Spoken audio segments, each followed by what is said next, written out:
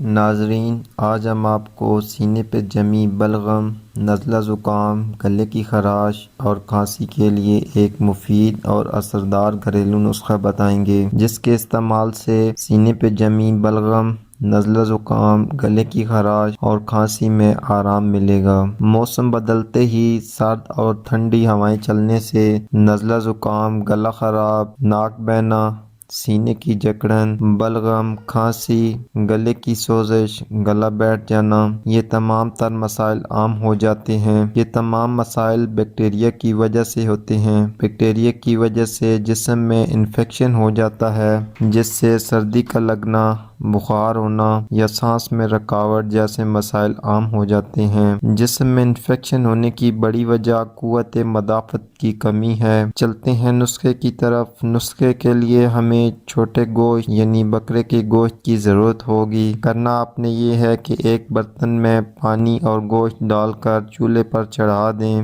اور اس کا سوپ تیار کر لیں۔ بکرے کے گوشت کا سوپ قوت مدافعت کو بڑھاتا ہے، ہمیں سردی لگنے سے ہونے والے نزلہ زکام، سینے کی جکڑن، بلغم، کھانسی، گلا خراب جیسے مسائل کو فوری دور کرتا ہے۔ اس کے علاوہ ہمیں وٹامنز، پروٹینز کی وافر مقدار مہیا کرتا ہے۔